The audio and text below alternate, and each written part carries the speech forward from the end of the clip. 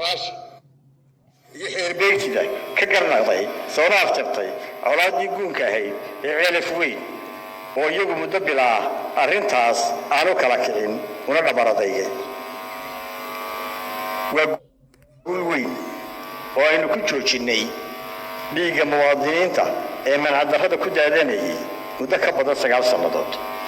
هذا كدي بده واجب كنويا لا وين أنا كشقينه خرومارين تا ديجا نداس وحامل هذا عليليه بيل كسته أما ديجان كسته وقرمي جاديد كيسي كوب كيسي يعيدا كيسي مدني جاها وما أنت نقضي عيدا قرن وين كفارنا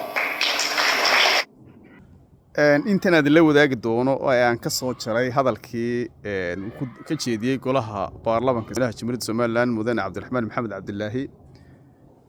hadalkan ugu mahad celinayay madaxweyne ku-xigeenka Soomaaliland waa hadal muujinaya waayeelnimo iyo qalbi dareemaya xushmayn iyo qadarin waa dhamaantiin idinka codsanaya inaynu shacabka u tunno madaxweyne ku-xigeenka Jamhuuriyadda Soomaaliland walaalkay Maxamed Cali Abdi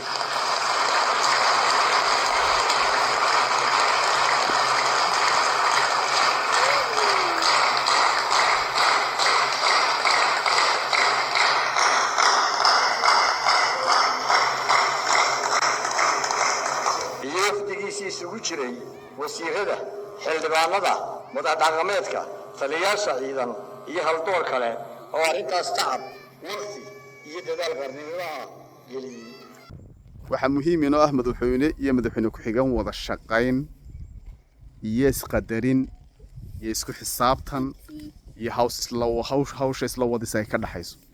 laakiin madaxweyne iyo madaxweyne ku-xigeen loo garnaqayo loo garqaadayo is haysta oo ay ka dhaxayso xafiiltan uma baahanin waa sunnada aad u qurux badan aad baan u bogaadinay madaxweynaha iyo madaxweyne ku-xigeenkaba dhammaantiin wada salaamaya waqtiga har saraahidin haado السلام عليكم ورحمة الله وبركاته